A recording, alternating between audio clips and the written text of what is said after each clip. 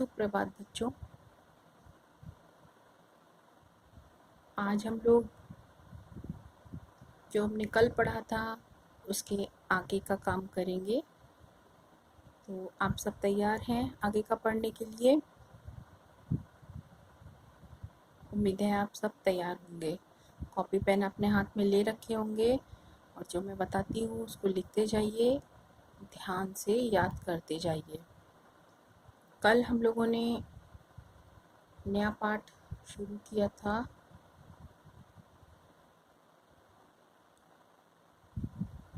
और उसमें हमने स्थलाकृतियाँ और उच्चावच पढ़ने के बाद में हमारे जो धरातल पर विभिन्न प्रकार की आकृतियाँ मिलती हैं उनको कितने भागों में हमने बांटा था, अलग अलग आकृतियों के आधार पर, उनके साइज़ के आधार पर, वो हमने पढ़ा था। हमने उन आकृतियों को जो हमारे पृथ्वी के धरातल पर मिलती हैं उनको हमने 3 भागों में या 3 श्रेणियों में डिवाइड किया था। हमारा जो प्रथम श्रेणी का उच्चावच था उसमें हमने अपने महाद्वीप और महासागरों को सम्मिलित किया था। उन दोनों को हमने प्रथम श्रेणी में रखा था।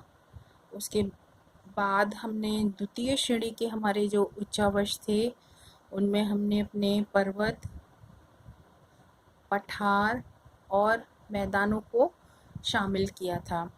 उसके बाद जो हमारे तृतीय उच्चावच थे उनके अंतर्गत हमने नदियाँ, घाटियाँ, डेल्टा, टीले आदि को डाला था। तो इस प्रकार हमारे धरातल पर जो आकृतियाँ निर्मित हैं, जो पाई जाती हैं, जो हमें दिखाई देती हैं, उनको हमने 3 विभिन्न श्रेणियों में बांटा था। उसके बाद मैंने आपको बताया था कि किसी भी क्षेत्र की स्थलाकृति के निर्माण में वहाँ उस जगह, उस क्षेत्र की जो शैलें होती हैं, चट्टानें होती हैं, उनकी बहुत महत्वपूर्ण भूमिका होती है। उस क्षेत्र की शैलों के आधार पर ही उस क्षेत्र की स्थलाकृतियों का निर्माण होता है। ये बात मैंने आपको कल बताई थी और बहुत अच्छे से समझाई भी थी। जिस क्षेत्र में, जिस जगह पर कड़ी और मजबूत चट्टानें होंगी वहाँ पर पर्वतों, पहाड़ियों और पठारों का निर्माण होगा, क्योंकि पर्वत, पठार और ये आपकी पहाड़ियाँ कठोर होती हैं और आसानी से इनको हम तोड़ फोड़ नहीं सकते हैं। इसी से हम जान सकते हैं कि इनकी रचना कड़ी और मजबूत चट्टानों के द्वारा की गई है। इसके विपरीत जिन क्षेत्रों में कम दृढ़ता वाली, मतलब कि कम मजबूत चट्टानें होती हैं, उन क्षेत्रों में पर्वत, पहाड़ियों और पठारों का निर्माण नहीं होता है। उन क्षेत्रों में मैदान, टीले और छोटी पहाड़ियाँ आदि निर्मित होती हैं। इसमें आपकी जैसे बालू है, चिकनी मिट्टी है, ये सब चीज़ें शामिल हैं। ये आपके मैदान, टीले आदि का निर्माण करने में सहायता करती हैं। तो किसी भी क्षेत्र की स्थलाकृतियाँ उस क्षेत्र की शैलों पर निर्भर करती हैं। इतनी बात आपके समझ में आ गई होगी। यहाँ तक कल हम पढ़ चुके थे और जाते जाते मैंने आपसे कहा था इसके आगे का हम पढ़ेंगे। इसके आगे आपको कुछ स्थलाकृतियों के बारे में पढ़ना है, कैसे, क्या, क्यों हैं वो, हम इसके बारे में जानकारी करेंगे। तो अब हम आगे जो आज पढ़ेंगे उसमें हम आपकी द्वितीय श्रेणी की जो स्थलाकृतियाँ हैं, यानी द्वितीय श्रेणी के जो उच्चावच हैं, हम उनके बारे में पढ़ेंगे। तो निर्माण के आधार पर जो स्थलाकृतियाँ हैं उनको हम 3 मुख्य प्रकारों में बांटते हैं। ठीक बच्चों, इनको हम निर्माण के आधार पर बांटते हैं कि इनका निर्माण किस तरीके से होता है। ये द्वितीय श्रेणी के उच्चावच तो हैं, लेकिन इनको भी हमने अलग अलग कर दिया है। ये इनके निर्माण के आधार पर इनको हम अलग अलग करते हैं। तो आज की पहली बात हमारी है कि निर्माण के आधार पर, यानी उनके बनने के आधार पर कि वो किस तरीके से बनी हैं, निर्माण के आधार पर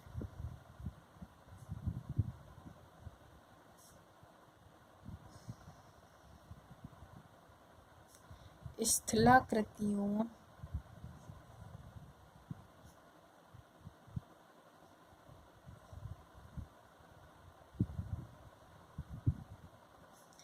को 3 मुख्य प्रकारों में, 3 भागों में हम उनको डिवाइड करते हैं। 3 मुख्य प्रकारों में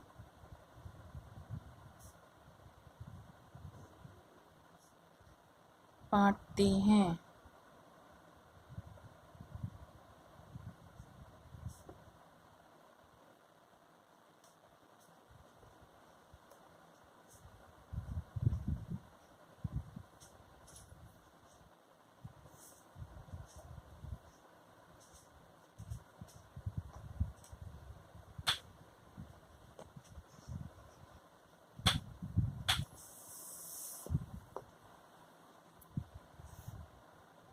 तो निर्माण के आधार पर जो स्थलाकृतियां हैं उनको हम 3 भागों में बांटते हैं। ये हो गए हमारे, ये आप इस डायग्राम को इसी तरीके से अपनी कॉपी पे बना लेंगे तो आपको याद रहेगा।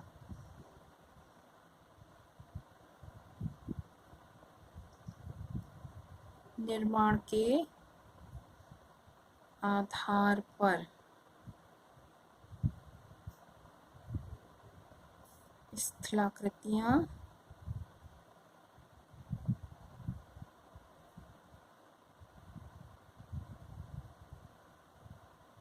ठीक है। इनमें पहली हमारी पर्वत सबसे ऊंचे,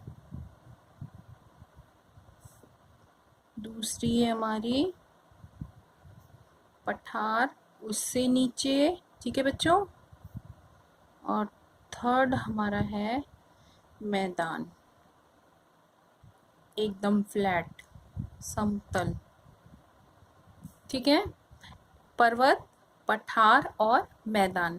पर्वत हमारे सबसे ऊंचे हैं, उससे नीचे हमारी पठार हैं, और सबसे नीचे समतल और फ्लैट हमारे मैदान हैं। इसके साथ ही आपको एक चीज़ और याद रखनी है कि ये जो तीनों हमारे हैं, ये क्या हैं? द्वितीय श्रेणी के उच्चावच हैं। द्वितीय श्रेणी के, ये आप ऐसे बना के अपनी कॉपी पे करेंगे तो आपको हमेशा याद रहेगा, और आपको छोटे से में देखकर भी सारी चीज़ें याद आ जाएंगी, ठीक है, कि आपको क्या रिवीजन करना है। इतनी बात आपके क्लियर हो गई होगी। ये जो हमारे 3 हैं, पर्वत, पठार और मैदान, इन्हें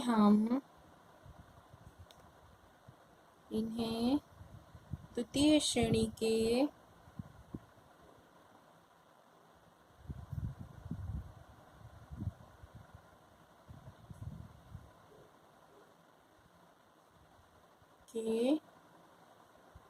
स्थल रूप कहते हैं,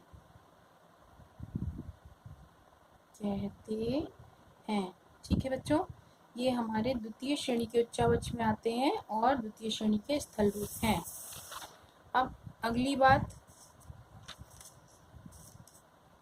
अब हम इन तीनों के बारे में, ये आपके पर्वत, पठार और मैदान के बारे में अलग अलग विस्तार से पढ़ेंगे, ठीक है। तो इसके लिए अब हम यहाँ से शुरू करते हैं। सबसे पहले पर्वत।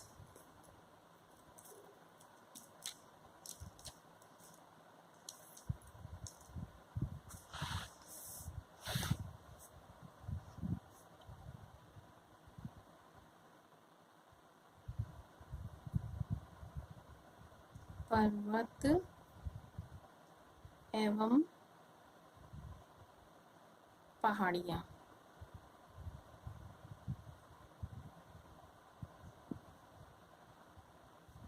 यहाँ से हम अपनी बात को शुरू करेंगे। ठीक है, मीन्स माउंटेन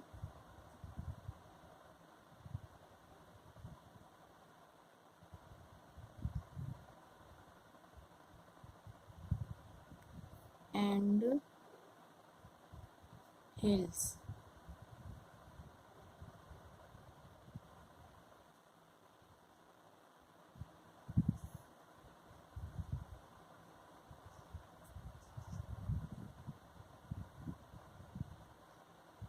देखिए, आपके जो पर्वत हैं,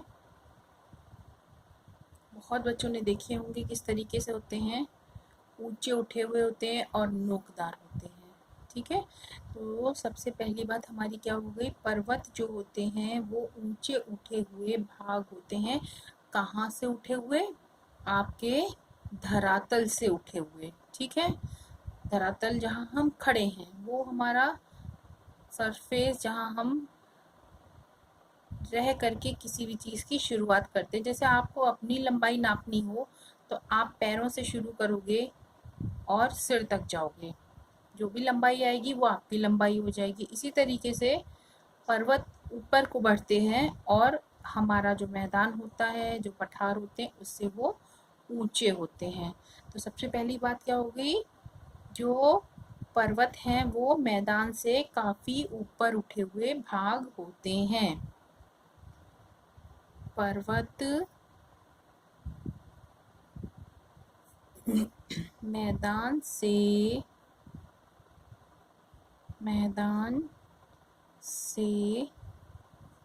काफ़ी ऊपर उठे हुए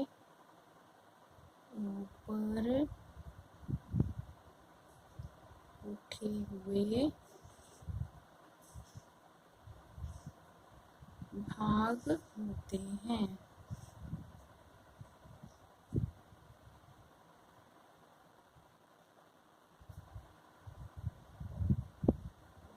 ठीक है, जो मैदान से ऊपर उठे हुए भाग होते हैं पर्वत होते हैं। इसको हम ऐसे भी कह सकते हैं कि मैदान से काफ़ी ऊपर उठे हुए भाग को हम पर्वत कहते हैं।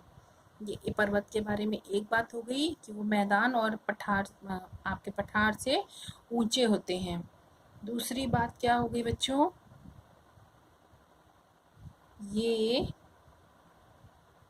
मीन्स पर्वत, ये आधार में, अभी बताते हैं हम आधार क्या चीज़ होती है। आधार में चौड़े होते हैं, चौड़े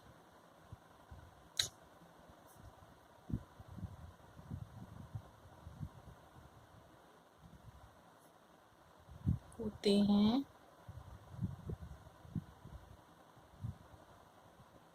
ठीक है, दूसरी बात, जो आपके पर्वत होते हैं वो चोटी के रूप में होते हैं। ठीक है, पर्वत चोटी के रूप में होते हैं, चोटी के रूप में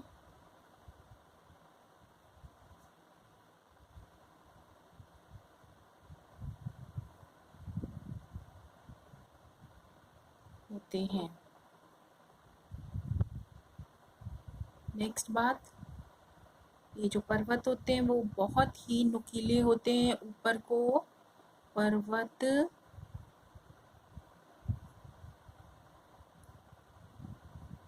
नुकीले होते हैं।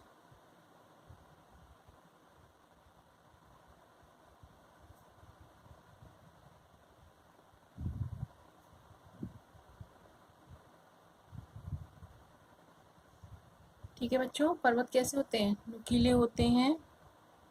इनका ढाल बहुत तीव्र होता है, यानी जो स्लोप होता है वो बहुत ही फास्ट होता है, तेज होता है। इनका ढाल बहुत ही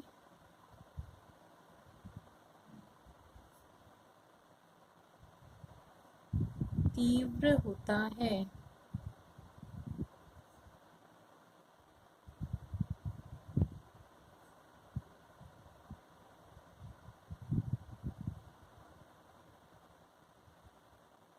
ठीक है, इतनी बात आपको समझ में आई। अब देखिए डायग्राम। अभी मैंने कहा पर्वत मैदान से काफ़ी ऊपर उठे हुए भाग होते हैं। सपोज ये आपके पृथ्वी का धरातल है, ठीक है। अब आपके पर्वत ये देखिए इस तरीके से पृथ्वी से यानी मैदान से काफ़ी ऊपर उठे हुए भाग हैं, ठीक। ये देखिए एक बात। दूसरी बात, ये आधार में चौड़े होते हैं, मीन्स ये इनका बेस है, ये आधार है, ये कैसा होता है, चौड़ा होता है, यह आधार है, और ये आपका पर्वत है। आधार कैसा होता है, चौड़ा होता है, मैदान से ऊपर उठे हुए भाग होते हैं। नेक्स्ट बात मैंने बताई थी चोटी के रूप में होते हैं। ये देखिए ये ऐसे चोटी के रूप में है, ठीक है। किस रूप में है, चोटी के रूप में है, और बहुत नुकीले होते हैं। मीन्स ये देखिए इनमें सब में जो भी आपके पर्वत होंगे इस तरीके से सब में नोक निकली हुई होगी। पर्वत जो होते हैं वो नुकीले होते हैं,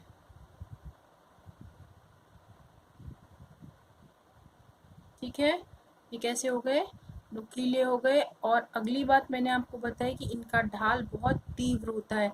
ढाल मीन्स ये जो स्लोप होता है ये बहुत तेज होता है।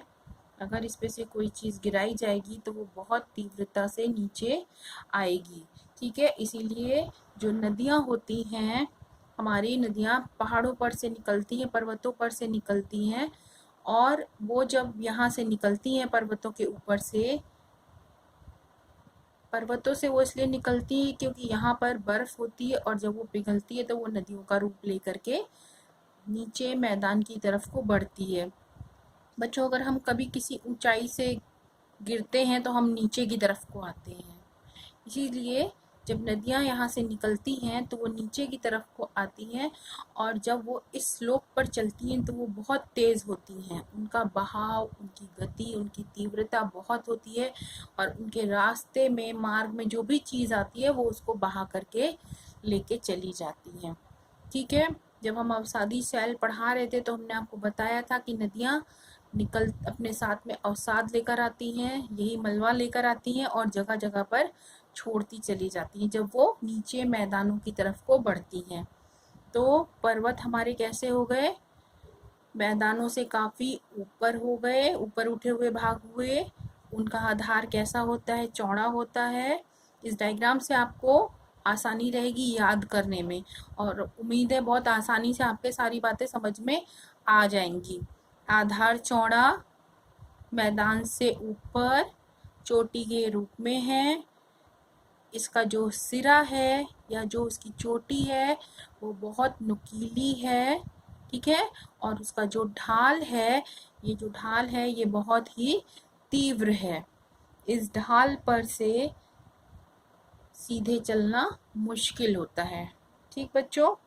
ये इस डायग्राम के आधार पर आप समझेंगे, और इस डायग्राम को भी अपनी कॉपी जब यहाँ पर नोट करेंगे तब इसको आप इसके साथ में लिखते हुए चलेंगे। आज के लिए इतना ही। अब इसके आगे की बात हम कल के वीडियो में करेंगे। इसको आप सही से अच्छा सा कलरफुल बना करके अपनी कॉपी पे रख लीजिएगा और पढ़िएगा एक बार और। धन्यवाद।